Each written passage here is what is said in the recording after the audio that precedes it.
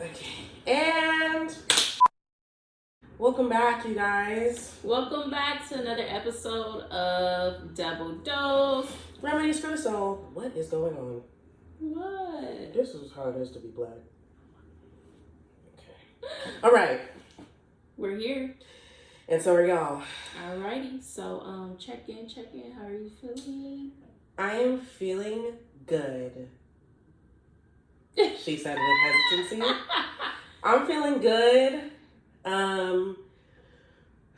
Work is going well. Work is going as well as work can go when you work with other people. Mm-hmm. You know, everybody's personalities are not always gonna mesh. And that's just how that's gonna be sometimes. But I do my job and I get paid to do it. So that check clears every 2 weeks. Amen. Hits. Amen. How have you been doing? I'm cool. I've been chilling. I've been like in a very copacetic and calm like mood lately. Just vibing. Okay. Literally. So I think that's better than the last week or two. I've been pretty like chill. No complaints. Have you done anything fun or like wanted to take up a new hobby? I'm asking because I do. I've been reading more. I don't want to be bothered by people. Okay. And that's my fun right now. It sounds boring, but to me, I literally am at peace and enjoy being in my house, playing my music, cooking and cleaning and baking, and not being bothered. What you be baking and why you don't be bringing nothing over? I got you. Oh, okay. I got you. No, but I really want to take up pottery again. Oh yeah. I really like my nails. I just love my nails. I know. But you know what? I will save money if I don't get these nails. I just feel like a little boy. But I have discovered that like women in like Middle Eastern countries who like practice a certain amount of modesty, they have these nail things that they like. Yes. Are they attached to like rings or something? Yes. It's like rings. I have seriously been thinking like, okay, I feel like I could find some and just wear those when I want nails. Because you already been looking for like different type of jewelry, rings and stuff anyway. So 2 for 1. And I will never have to get my nails done again. Bam. So I feel like I should invest in those. I don't know if that's appropriation or not. I don't feel like it is, but I'm sure one of y'all will tell me. So I don't think it is. I don't feel like it is either. But it wasn't related to like that specific culture. I just seen an ad for it. Yeah, same. I've been seeing them on TikTok and everything. So oh, it was the wind. Yeah. But yeah, I really want to get into pottery. Pottery's been all over my TikTok, and there's a woman, person of color owned pottery studio really close to my house, and I really want to take their series of classes. See, even that though is like even calming and soothing. It's fun. It's a fun activity. Yeah. It's good therapy too. It's tactile, and I love participating in an activity where like I have an end product. Yeah, that makes sense. Well, you guys. So today's episode, we are going to be like honing in more on somatic symptoms. So just to like kind of dive into what like somatic symptoms is, I can explain a little bit of my understanding, and I know I'll probably leave stuff out, so I'm sure you'll pick that up.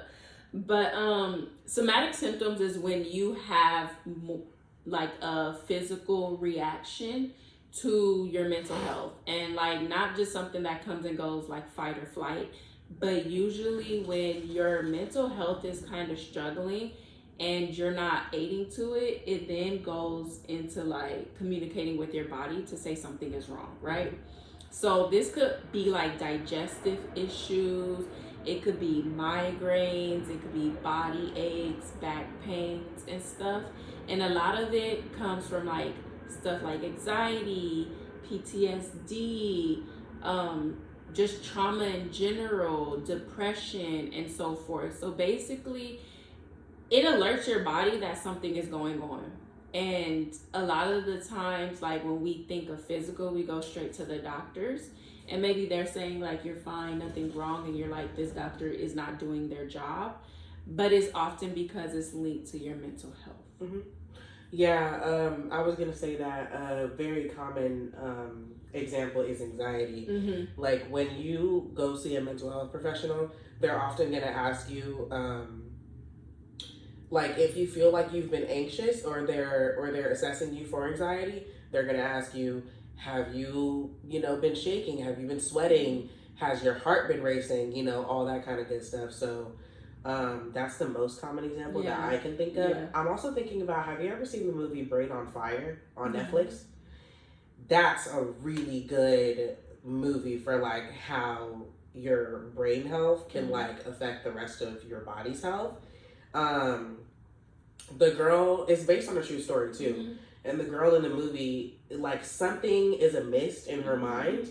And she doesn't know it, like she's never had any symptoms before, but something is going on. And then like she becomes really like, she gets like fired from her job. She just like is very scatterbrained, and like her body is like, she's losing her color. Like I said, she's sweating. She's like, all this weird stuff is going on with her body. And it's because she has like a mental health issue. The girl in that movie, I showed my clients that movie actually for our group session. So I showed them like 45 minutes of it. And then the last 15 minutes we like answered questions about similarities between what they might have gone through and what she's going through. I even asked them, because one of the criteria for both of our jobs is that the clients have to have experienced homelessness or currently be homeless. So like, when it came to the girl in the movie's mental health symptoms, I was asking them to think about how your mental health can lead to homelessness. Because a lot of them just feel like, I'm homeless because I don't work. I'm homeless because, I just don't have a job or whatever. But it's like, no. I mean, yes, you don't have a job, but it's hard for you to upkeep a job when you're like losing your mind. Yeah. So, yeah. I'm gonna have to check that movie out. Brain on Fire? Brain on Fire. All right, I'm gonna have to check that out. No, but that sounds like, just the description, that literally sounds like the basis of what somatic symptoms are. I know when I like struggled, I've always had the anxiety, and they have always, for me, came with like severe migraines, headaches, like when I was young, and they would get really, really bad. And I think I was telling you, like, I had really bad anxiety recently because something I like went for an opportunity I went for, so my anxiety was real bad, to where like I had a buildup of like the jitters. I like was just so amped. My anxiety was so bad, it's like I was on an adrenaline like kick, right? The situation was done and over with, and I crashed. Like, when I say immediately, like within 60 seconds. And describe that crash. It was like I was fatigued. Body just felt like it was heavy. My mind and head, I got a headache again, and then I just felt tired. I was like, I need a nap. I couldn't really do much for the rest of the day. And for me, that happens a lot. It's kind of as if somebody drank like a whole bunch of Red Bulls and coffee, and then all of a sudden it's coming down, and it just hit me like a truck. And I literally was like waiting to get home so I could just rest. So for me, like, somatic symptoms isn't anything new, but I know like I was going to the doctors when I was younger, like, why am I getting migraines? My mom was taking me all the time. This is like middle school into high school, like all the time taking me, and they're like, we just can't find a reason. Like, we just can't. And they used to just give me like ibuprofens and stuff, and like they didn't help me really. When you were going to the doctor when you were a kid for those somatic symptoms, did they ever infer that it might be mental? No. And that's the thing, like, you go to the doctors for the physical like aspects of what's going on, because you're like, this is a PCP appointment, et cetera, et cetera. And so PCP is therapist speak for primary care provider. And so I'm just like thinking like they should know, but they didn't know. And it's like, okay, so I just got these headaches. It wasn't until I got older till I realized, like, I knew I had anxiety, I knew I had headaches, but I was like, those are separate. Right. But it wasn't until I got older that I realized, like, there was a pattern for when my headaches arrived, and it coincided with when my anxiety got worse and stuff. And then as like my depression creeped in as I got older, I used to say like it felt like my body is going against me, because I used to feel so weak, like I couldn't get up. I just wanted to be a sloth, literally like a sloth. So that's pretty much like what it looked like for me. I don't know if you've experienced before, but it's so like, I love that you brought up how you were going to the doctor when you were younger, because in general in society, I feel like we put doctors on quite a pedestal, as some of them should be. Like, you know, they go to school for a very long time to do incredibly hard work. So I can appreciate what they do. I just wish that there was some kind of, and you know, God forbid I assume what medical school is like, because I don't know. But I wish there was more of an emphasis on how the mental can affect the physical. 1000%. For a primary care provider or any kind of physical doctor, because like when we're in school, we learn about how the mental can affect the physical. Because when we are diagnosing someone with something, our very first step is to rule out a physical issue. So like if you're saying that, you know, you are experiencing headaches and all that good stuff, we want to make sure you see a primary care provider first to rule out any issues with your brain. Have you had a brain injury? You know, any other part of your body that could be leading to these headaches. And once that's ruled out, then we can dive into the mental health part. But like, physical doctors are just like, oh, there has to be a tangible physical problem. And that's not always the case. It's not. So like when you were going to the doctor when you were a kid, and especially because you were a kid, people always feel like children don't go through anything mentally unless you've been like severely traumatized or abandoned or something like that. And it's just like, no, children feel their feelings very severely. As a matter of fact, we're not old enough to like know how to handle all of those complicated feelings that we might be feeling. So it's like, I feel like children are even more susceptible to have a mental health issue than an adult sometimes. And they also learn their ability to regulate emotions and stuff from the individuals in their household.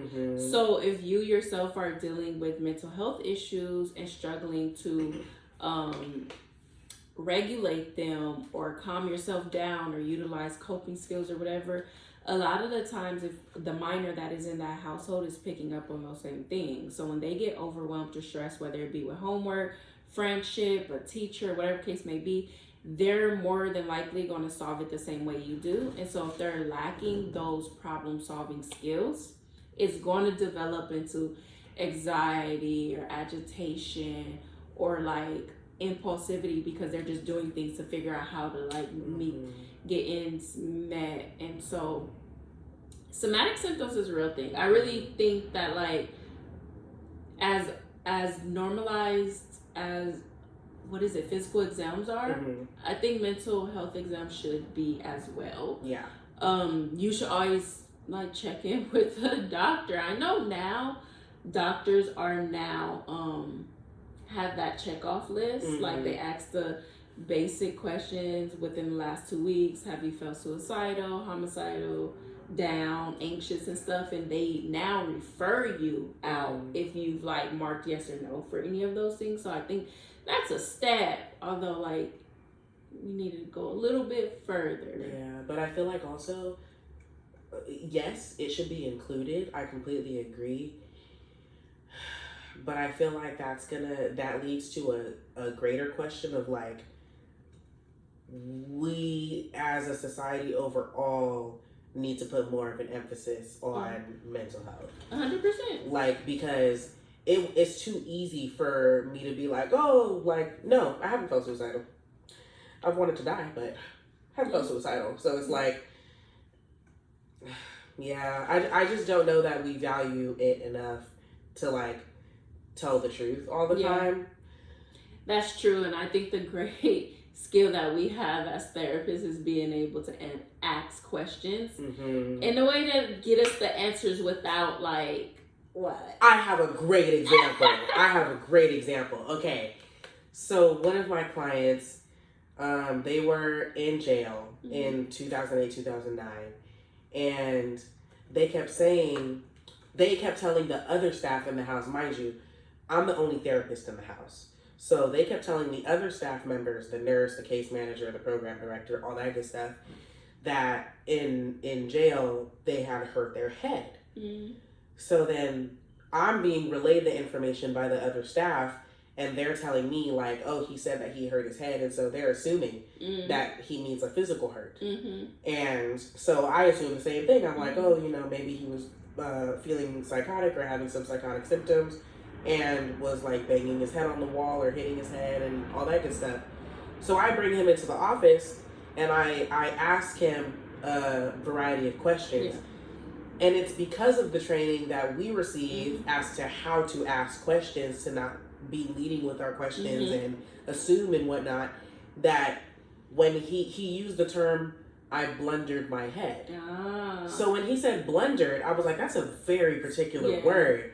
So I asked him to expand on that, and I got to know that when he says he blundered his head, he doesn't mean physical. He means he had a mental break.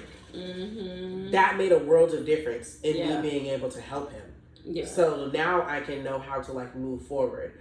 But like, that's what I'm talking about. We have this kind of training where it's very non-assuming. Like if you're really in a therapist bag, you know that you don't ask leading questions, you don't assume anything, you let the client give the information to you, and you do with it what you will. But like, and you pick up on body languages, you pick up on cues, you pick up on avoidance and stuff, so you could be able to know how to navigate it, to be able to explore it more. Naturally, these doctors are giving these questionnaires, they're just asking those questions and taking it for face value. And they might not even look at you as they're asking the questions. So they're not knowing like, oh, when I asked this one, there was a shift in your body posture, you seemed uncomfortable, because that's something that I acknowledge when I do my assessments. And if they like seem off, I say like, hey, when I asked that questions, I noticed like it made you a bit uncomfortable, tell me about that. And go from there, right? Bam, it'll lead into a whole session. A whole conversation. Yes, like when we're doing our initial assessments, when we get a new client, we have to write down, how do they look? How are they presenting?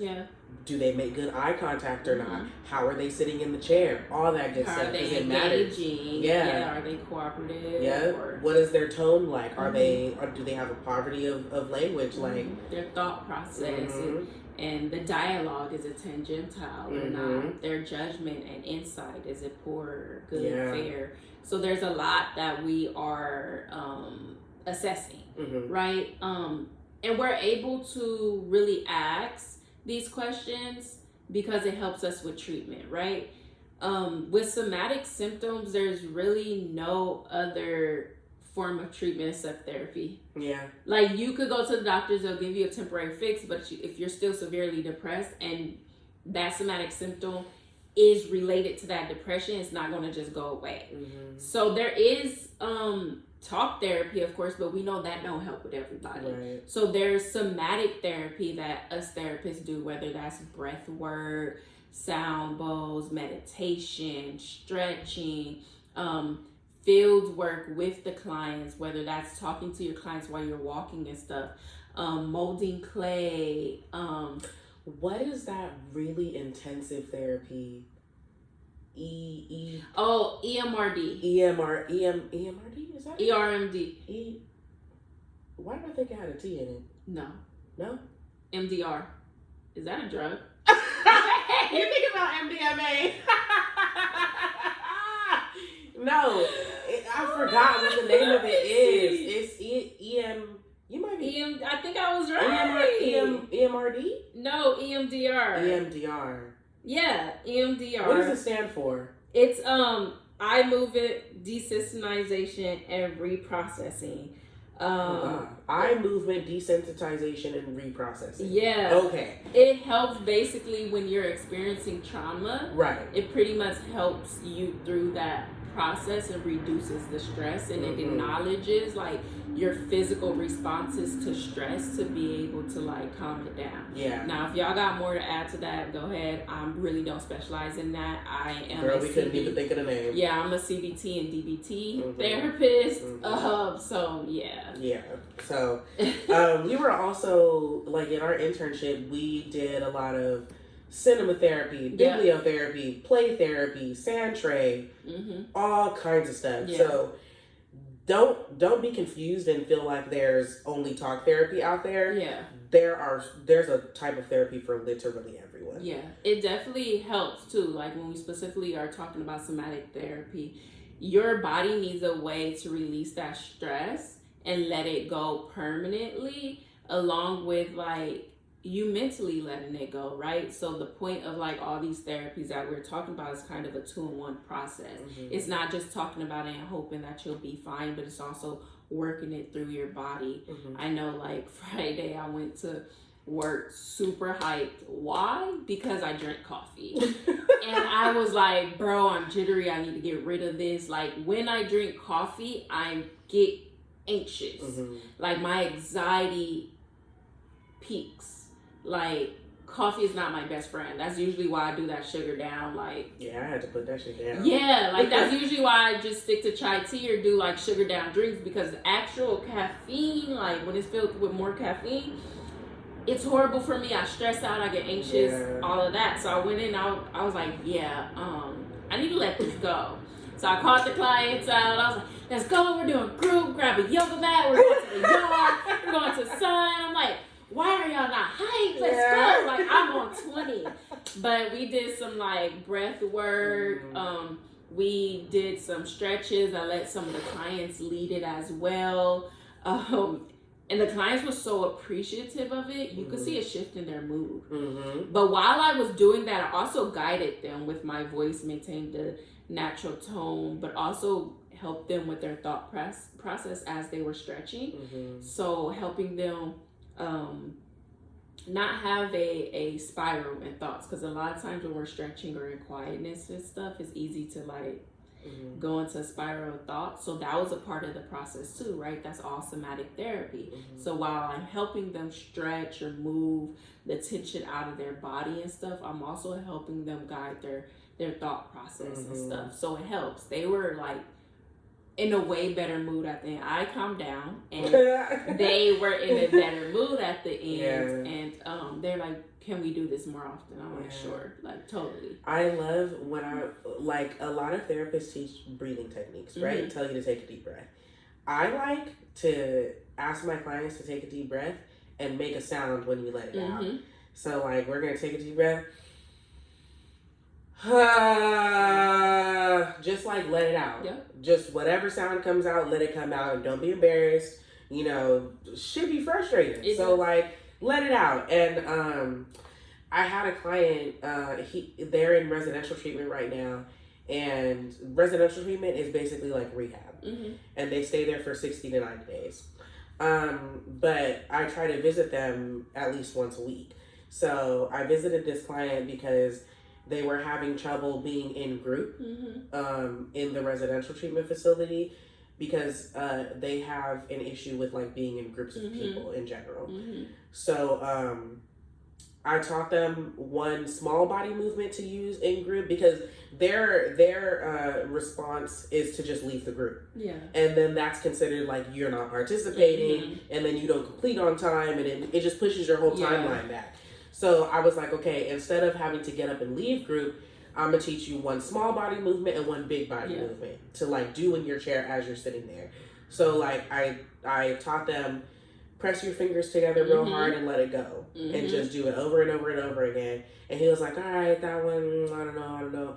And then I was like, okay, tense up your whole body. Just squeeze everything that you have and let it go. And he was like, that one I like. Another one is the feet one. Scrunch up your feet. The one that I like is because, kids or adults who are on the spectrum oftentimes like go through what others label like tantrums, but they're overstimulated, right? And a lot of times you'll see that they need like strong like hugs or like compressions to help them. And so with me, I realized and this is recently I realized what helped me with my anxiety, because I also experience a lot of somatic. I get overstimulated, and then I also get like very anxious within my body, that this helps me. And you just breathe, and but it's like kind of comforting to me. And then you just kind of breathe, and it helps me like reset.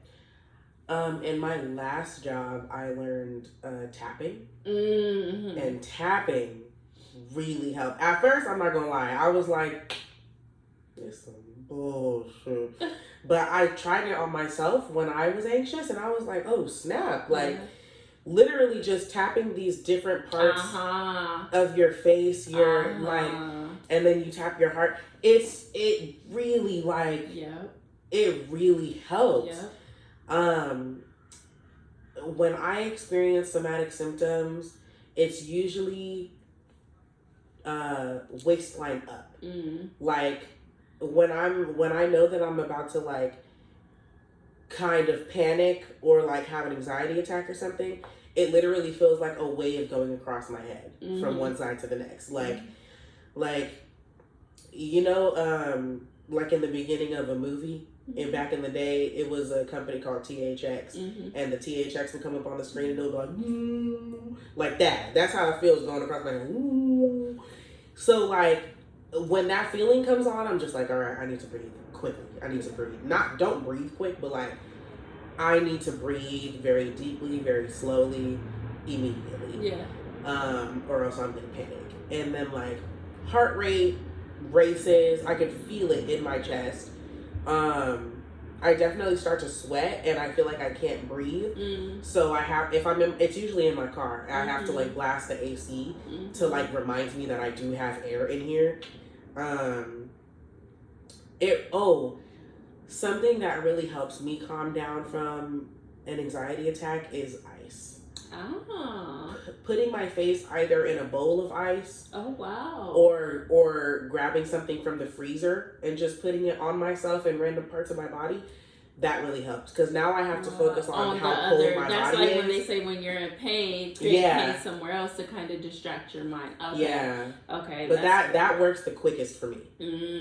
See, and I think that's like the important part, that like not only I don't think a lot of people understand that, as we said, somatic symptoms are physical, but the cause of it is related to your mental health, right? We don't learn that enough, and we always go to the doctor, right? But these suggestions that we're throwing out there and experiences that we had ourselves or with the clients, yes, you could pick these up, some of the things we've shown you, and like utilize them, but those in itself really not going to help, right? Because at the end of the day, like when you were saying you're talking to your client, you have to throw out more than one option. And the key to having a therapist is being able to see like which strategy helps with you, right? And it may not even include like deep breathing, but it could include something that's going to cause you to take a step back from the emotions you're feeling. And that's why those somatic symptoms are not going to ease up until you start getting therapeutic assistance. It's to tackle both the physical and the mental. So my recommendation is, just as often as you go to the doctors, and if you're not going enough, you need to pick up on it, you should also be checking in with a mental health therapist, or at least have one already. Seek consultations or whatever the case may be. If you go to the hospital, they usually have social workers there for you to check in with, and I don't think a lot of people know that. But you can ask to see a social worker, and they'll connect you to mental health resources. And make no mistake, some things are physical. Some things are purely physical. That's why you got to do both. You have to do both. You have to rule out one, then go to the other. But what we're trying to say is, like, take care of both parts of your body. You have a mind and you have a body, and they are intertwined. Not only connected, they are like a double helix all through your DNA. They are intertwined. So please take care of, all of you, not just the parts that we can see. A lot of people, like older generations, feel like if you're a psychologist or like even a psychiatrists are even put on a higher pedestal than like therapists, because they can prescribe medication. But like, if you're a mental health provider, you're like you're lower on the totem pole than a physical health provider to older generations. And I'm sure some people of this generation, just because like we can see what's physically wrong with your body more than we can see what's wrong with your mind. If we can't see the problem that's going on in your mind, we're like, what's wrong with you? Just like get over it. Yeah. But we can see a broken leg, we can see a broken arm, we can fix those, but it's just like, I can't fix what I can't see. It's like, you know, humans don't like the unknown, and mental health has a lot of unknowns, and it takes a lot of trial and error. Yeah. So it's a longer process. Yeah. I think that like goes into our nugget of wisdom. I think you kind of gave it though. Like how you were saying, yeah, like take care of all of you. I know it's a cliche when they say mind, body, and soul, but it's truly, it's a real thing. It's all intertwined. And so you have to be whole. You have to check in physically and mentally. And if you are a religious person, religiously, spiritually, and tune into yourself. Treatment is always an option. You just have to want it and go for it. You convincing yourself that it's physical is not going to make it go away just because you've seen a doctor. You are your star player, like Cat Williams said. You are your star player. Yeah. You got to take care of yourself. Yeah, treat the root of the problem. Don't just, you know, cut away the parts that you don't like seeing. You have to, you know, not to put on my tinfoil hat, but Big Pharma doesn't like to treat the issue. They are in the business of treating the symptoms of the issue. Get to the root of the problem. Yeah. If the root just so happens to be your mental health, take care of yourself in that way. Yeah, be kind to yourself. There we go. And our resource. What's our resource? Yes. The resource is the Wellness Project. Yes. I believe on Instagram is the __ Wellness Project. Last year, I went to one of their events and it was beautiful. So if I'm not mistaken, it's ran by 2 women of color. They have these events sometimes outdoors, sometimes indoors, and it is accompanied with yoga, stretching, and it ends off with like a sound bath. And when I went, it was just that. We walked in and it was like vendors there, free food and snacks. They gave us like a journaling book. We journaled. The sound bath was amazing. It was beautiful. It really helped align like my breathing and just getting back on point after I did the yoga. Then the lady who was there walked around and she asked for permission, like if I feel like your body or your energy is off, may I correct it? And so she came to me and she like did whatever she did. I trusted the process. But just the piece of the sound bath, it does so much and it reset. But definitely support them, go to their events, show some love and take care of yourself. Yeah. That's about it. That's it. All right. Well, we'll see you guys next time. Yeah. Thank you for tuning in. Thank you. Oh, don't forget Don't forget to send your random rants, curious questions, and salacious stories. Okay, salacious. Salacious. To our email at doubledoseremedies@gmail.com. Yes. It will be in the description / comments. Or just go ahead and DM us, whichever one is convenient. They are confidential. No identifying information will be shared. And only myself and Tiara will be looking at them. So. And we're nosy. So send us your information. Thank you guys. Bye.